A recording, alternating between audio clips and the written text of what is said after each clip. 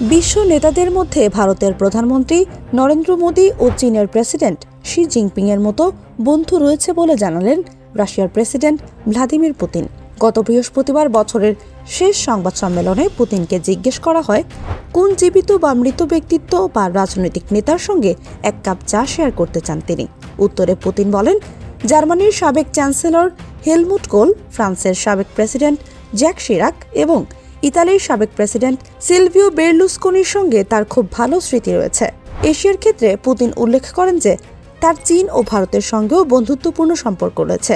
তিনি বলেন, ভারতের প্রধানমন্ত্রীর সঙ্গে আমার খুবই ভালো সম্পর্ক, তিনি আমার কথা বলার মতো একজন মানুষ। চলতি মাসের শুরুতে রুশ নেতা মোদী প্রশাসনের প্রশংসা করেন পুতিন বলেন, ভারতের প্রধানমন্ত্রী এবং তার সরকার স্থিতিশীল পরিবেশ তৈরি করেছেন, কারণ তারা ইন্ডিয়া ফার্স্ট নীতির প্রতি প্রতিশ্রুতিবদ্ধ। আমরা বিশ্বাস করি ভারতে বিনিয়োগ লাভজনক হবে। একটি দ্বিপাক্ষিক শীর্ষ বৈঠকের আগে ভারতের প্রধানমন্ত্রী নরেন্দ্র মোদী সম্পর্কে এসব মন্তব্য করেন রুশ প্রেসিডেন্ট। আসন্ন এই সফরের তারিখ এখনও ঘোষণা করা হয়নি, তবে এটি আগামী বছরের শুরুর দিকে অনুষ্ঠিত হওয়ার সম্ভাবনা রয়েছে। ক্রেমলিন এ মাসের শুরুতে ভারত সফরের কথা নিশ্চিত করেছে।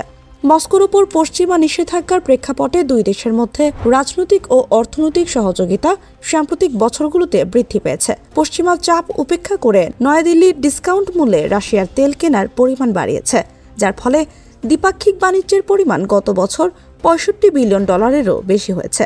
বিশ্বের তৃতীয় বৃহত্তম তেল আমদানিকারক দেশ হিসেবে ভারত প্রয়োজনের তুলনায় 85%-এরও বেশি তেল আমদানি করে। বর্তমানে ভারতের শীর্ষ তেল সরবরাহকারী দেশ হল রাশিয়া, এবং নয়াদিল্লি প্রায়ই তাদের জ্বালানি নিরাপত্তা নিশ্চিত করতে মস্কোর ভূমিকা তুলে ধরে। কর্মকর্তারা উল্লেখ করেছেন, রাশিয়ার তেল ও কয়লা কেনার মাধ্যমে ভারত বৈশ্বিক জ্বালানি বাজার স্থিতিশীল রাখতে সহায়তা করেছে, যা একটি ব্যাপক জ্বালানি সংকট প্রতিরোধ করেছে।